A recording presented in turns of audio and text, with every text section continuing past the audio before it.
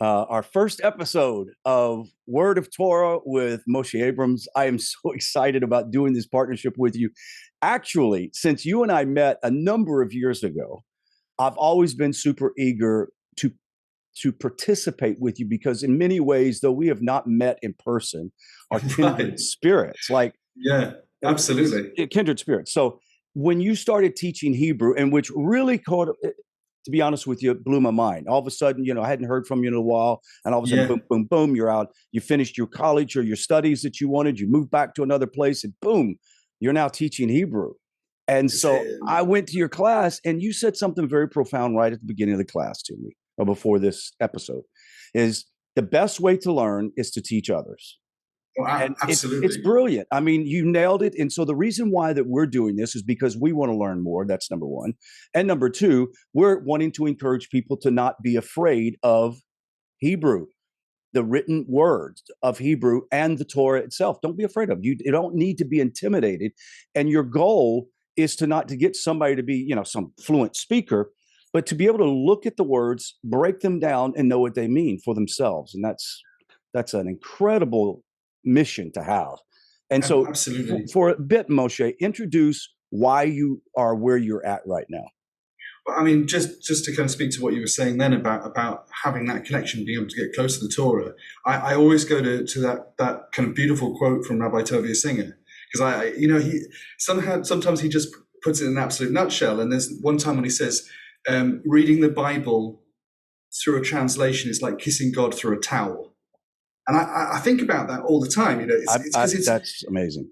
Isn't it? Like, it's not only that you don't want to miss out on the detail of what's happening, but it's also not that respectful to say, well, I'll just take what anyone tells me it says. No, you want to get to the root of the matter. But yeah, you're right. I mean, I think we've been speaking, we kind of first met in about 2014. We're in like 2023, known about 9 years. Yes. And when I moved out of the city and down to the country, I moved to this small town in Devon. And the guy who's kind of running everything for the Jewish community there was like, he came and said, like, I need more things happening. He's okay. This dynamo. He's always every holiday something's happening. I don't know how he gets his energy. But I said, well, I don't know what I could do. But on Mondays, I'm sitting down to learn biblical Hebrew every week. And he said, great, you'll do a class.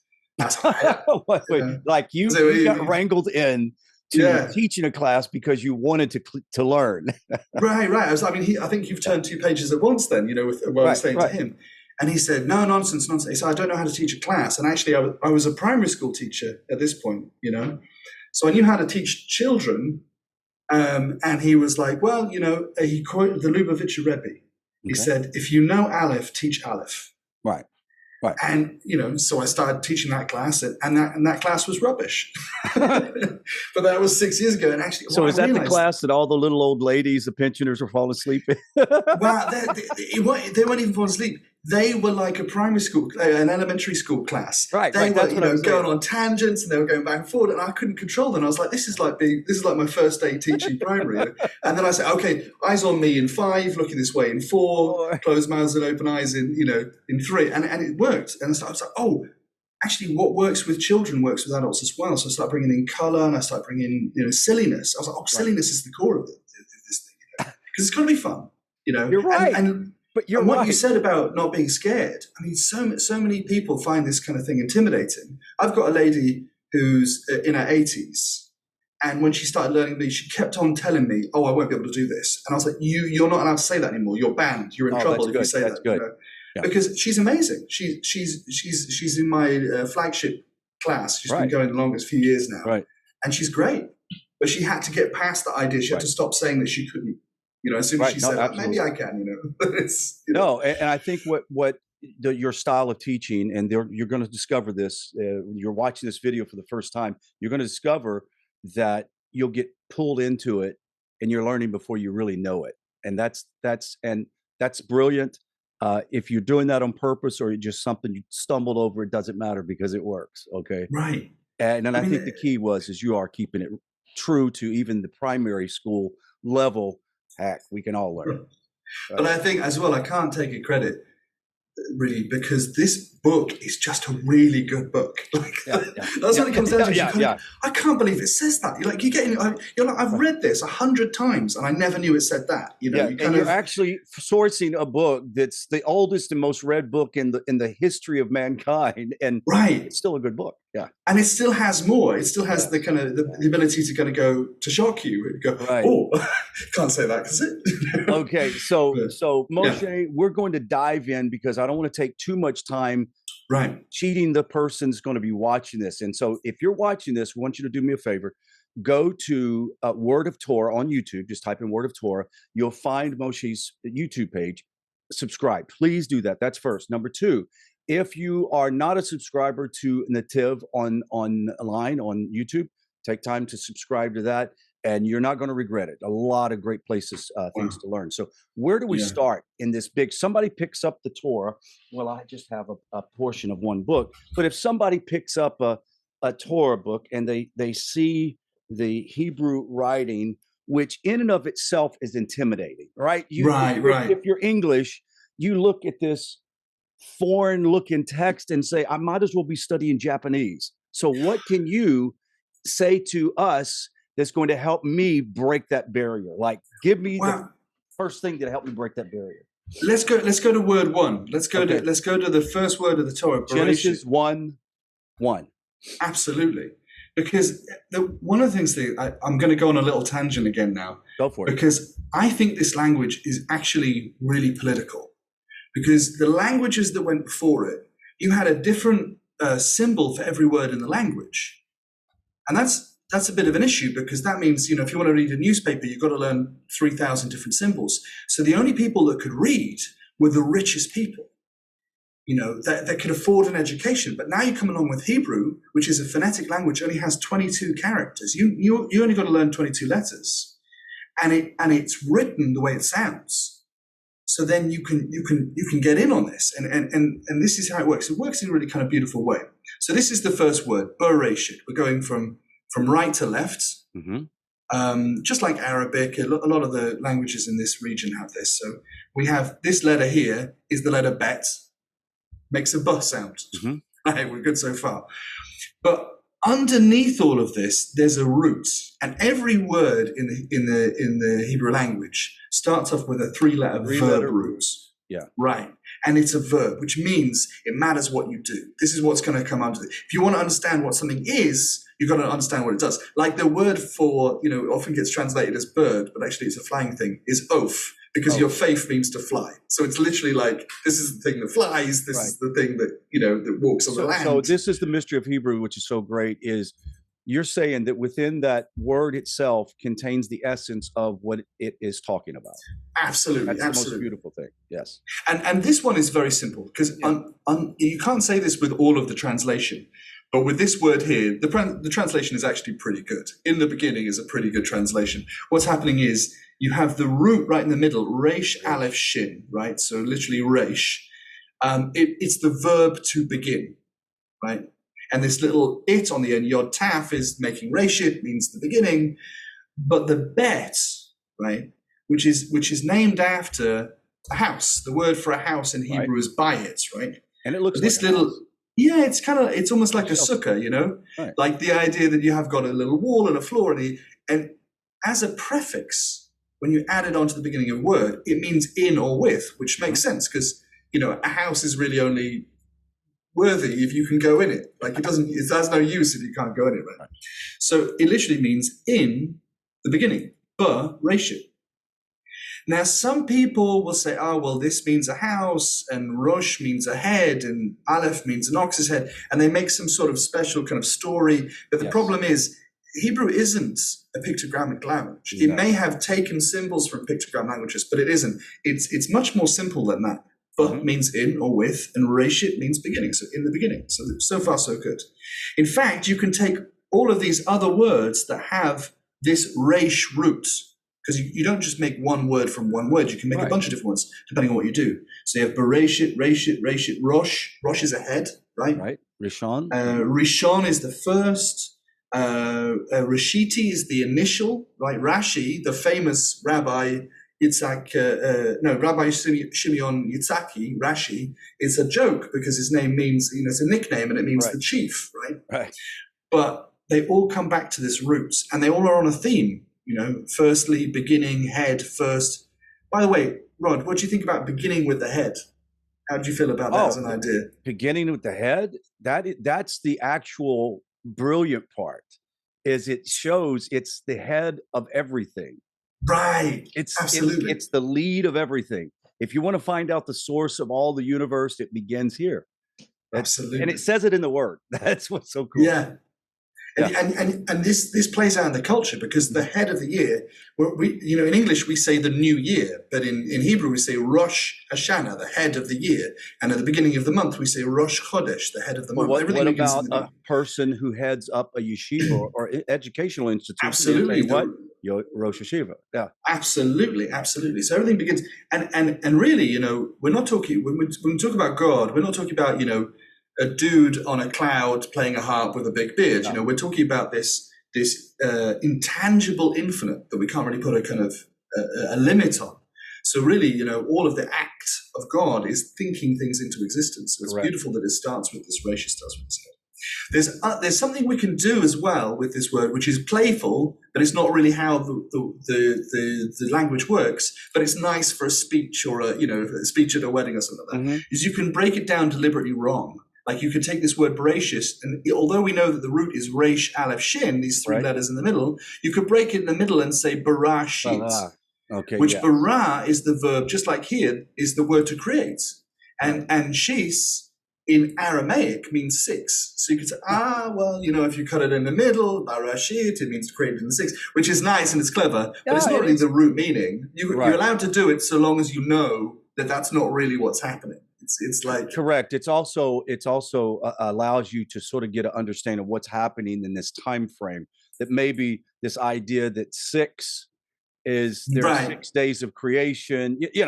There's all kinds of things you play with it, but it has to stay within the context of what we're talking about. Yeah. Because the more familiar you get with something, you can there's play in the joints, so long as you don't divert from what. Mm-hmm. Because we have to be very careful when we're dealing with God's book.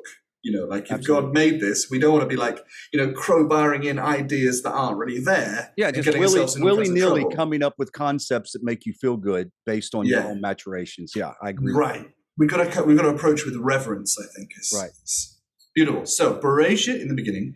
Bara is the verb to create. Now, actually, there's a bunch of different words of how to make stuff. There's bone means to build, yatzar means to form, asa means to make or do in the most general sense. But bara really doesn't come up that often in the Torah, and it kind of is reserved for creating from nothing. You see God doing the verb bara, but you don't see a blacksmith or a builder doing bara, because a builder would do bone, would do building, as in taking things and combining them to build. The difference between that which is ex nihilo, or like outside of creating something from nothing, and absolutely all we can do is create something from something. Right. Yeah. And this is one of the nice things about the root system is you can dig down. Mm-hmm. In fact, I want to kind of share a tool with you, because if we take this word bara, there's a website which is super useful. Please ignore this little bit of Irish music on the side there. But the roots of verbs are called pe'alim. And if you go to the website pe'alim, it's basically like a dictionary of Hebrew verbs. It's amazing. And you have a little Hebrew alphabet here, a little Hebrew keyboard. But I've copied the verb and I pop it in there. Uh-huh. And it's going to give me a table of the words that relate to this root. So strangely, we have these two. Can mean create and shape, it says, or it can be to deforest. Now, that's a whole other tangent to go down. Yeah, if we click on the roots, then we'll get a list of all of the verbs with that specific root, right? To create, to be created, health, convalescence, healthy, creator, recover, Sanitation, strange. So you kind of, sometimes you think, well, that's not a word I was expecting. You have to kind of follow it down its path to get there. Right. But it tells you a little bit more about the verb. So if you say, well, I know this is to make, or I know this is to run, but what kind of running is it? You can use Pe'elim, PEALIM.com to dig in a little deeper. Yeah. And I'll show you another tool later that's useful as well. Okay, so Bereshis bara.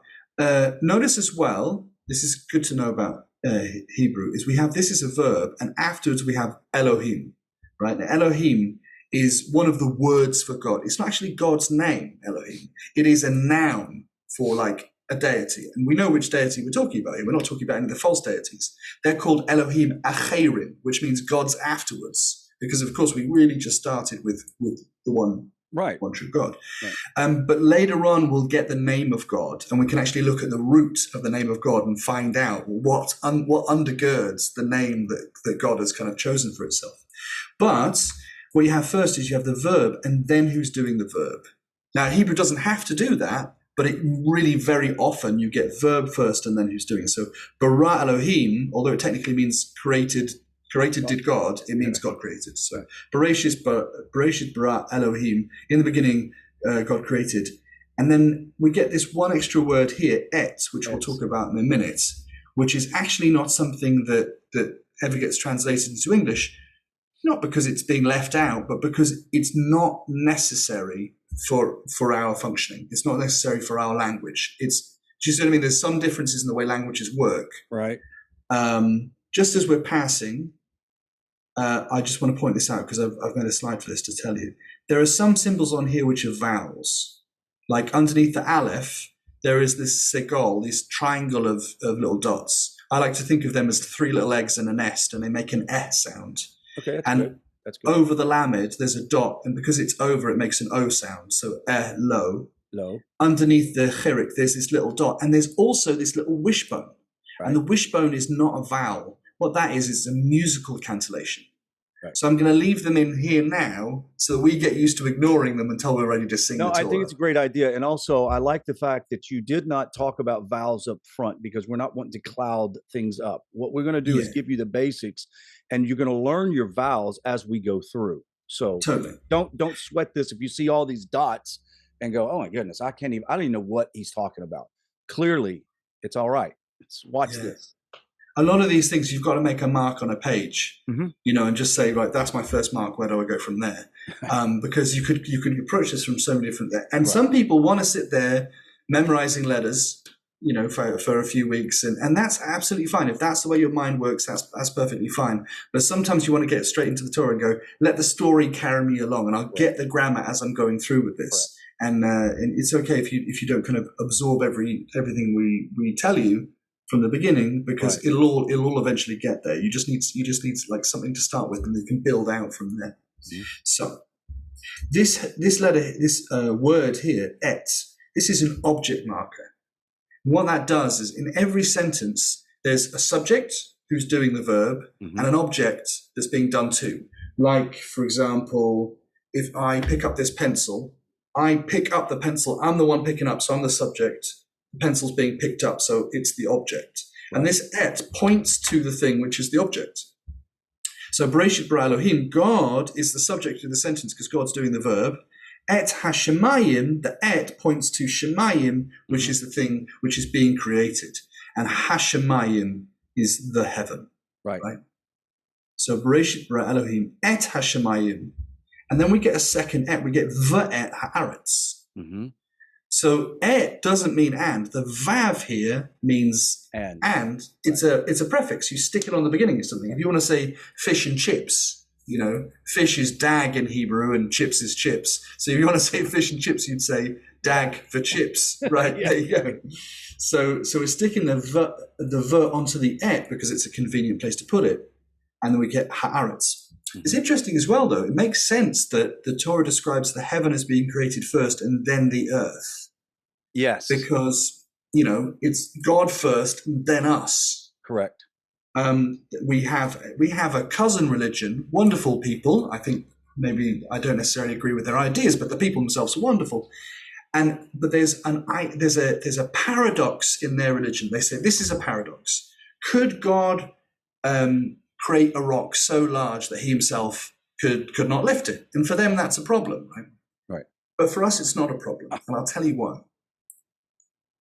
For us, we have specific definitions of God, like God is infinite and timeless, right?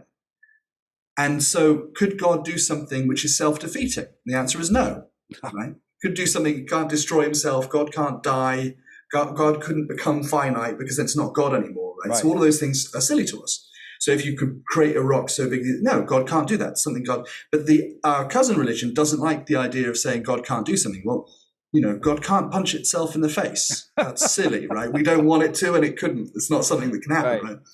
But if you want to say God is the biggest, the nicest, the what it is what you're eventually saying is whatever I imagine is the best thing, that's what God is. And the problem is you're starting with your imagination. The Torah starts with Hashemayim, the heaven, and then it goes to the thing about this is Hashemayim is still something that we don't fully understand what that means or is. So it could be, it could touch quantum physics. It's a level of spirituality. It's everything that we can't not comprehend in our physicality. That's Shemayim. That's the source. Absolutely. But there are glimpses, and this is something which is really beautiful, because God creates this vast, inhospitable universe. And if I was to be almost anywhere in this universe, I would die. You know, I would be irradiated by a sun or suffocated by the vastness of space. There's one pale blue dot that has everything that humans have ever needed and ever used on this tiny little dot in the middle of this vast universe. And it has everything we need. All of our physical needs are met. And we're physical beings, so we need physical things. On that dot, God said, build me a temple. First, build me a tabernacle, a mishkan, a place to be. And he said, make it to my needs. Now, God doesn't have any physical needs, but he gave us a list of ritual needs. You need to make it holy. Nothing inappropriate can happen there. It needs to be clean. It needs to be beautiful. It needs to be elevated. It needs to be special. So, in effect, God's telling us, this is what I need. I'm not the mundane. You can't bring me into a corner shop and say, stand there in the corner. You've got to get the whole people had to get themselves in the right mindset in order to invite God into the camp. Right. So although we don't fully understand heaven, just like you say, there are glimpses where we say, we have to elevate God. We have to respect God. We have to honor God in order to make room for him in his life. And there has to be kindness. We have to feed the stranger and the widow and the orphan. But it's also about us all actually elevating, because when we go to the temple, we actually go up to the temple. We elevate ourselves. When we give charity and do mitzvahs of kindness to other people, we're actually helping to elevate other people. The idea of a korban was to bring to elevation, bring an offering. This is beautiful, man. This is incredible. Good stuff. Absolutely. You're making yourself a holy dwelling place for God in your life. You're making your life fit for God to inhabit. Absolutely. I completely agree with you. So, Bereshit bara Elohim. In the beginning, God created et hashemayim va'et haaretz. Now, there's a bunch of grammar in there we can touch on, like the fact that hey as a prefix means the. So you can put that, Shemayim means heaven, Hashemayim means heaven. We can get all into that as we go along. Yes, of course. But that's the first sentence of the Torah. Right. And anyone who's come through with us this far can now read the first thing. And I am so happy that our first lesson today gives a person, just about every human being knows this sentence. Right. And now every human being can watch this course or watch this lesson and be able to repeat that and understand it. So if someone will take this lesson today and watch it over and over till it becomes part of your conscious, we're well on our way to helping many thousands of people learn God's holy word. Isn't that awesome? Amazing. Wonderful. That is awesome. So exciting. Look, I just want to remind those people that are watching, hey, guys, you have got to pay attention to what's happening, because a lot of good things are happening in the world around us. Even though there's a lot of chaos, we have to remember that Hashem is still the creator of the universe. He is still master of the universe and in control of all things. Keep your trust in Hashem. cling to Torah like you've never before, and let's learn. Let's elevate ourselves now to learn Hebrew. So here we go. You want to contact Moshe? Very easy. You can see his email is posted right in front of you, Moshe R. Abrams at gmail.com, or you can go to his YouTube channel, his Instagram and TikTok, correct? And they're all named Word of Torah. Absolutely. So very simple. You don't have to be bright to find that. So that's really easy to find. So Rabbi Moshe, do you have anything else you'd like to say to those persons that are listening or watching this right now? Just I'm excited. You know, we've done this with a lot of different people of a lot of different ages, a lot of people who felt like they were confident or felt like they weren't confident, and you know, we just keep going, and everybody gets it. You know, this is a nice. We have a number of our students worldwide with NETIV that take your class, and I've not heard one of them say it was rubbish. Okay, so good. Okay, not one person. If anything, everybody's like, I can't believe that I'm learning so easily, not only the words, the Hebrew, the letters, but I'm also learning the Torah. That's the thing that you're going to learn in this, and this is going to be so much fun. So guys, That's just awesome. one more time, make sure to subscribe, like, and share this video with your friends. And Moshe, go to his channel, which is Word of Torah at YouTube. Subscribe to that. And until the next one, study, and we'll be back, right? Lehitrot. Lehitrot.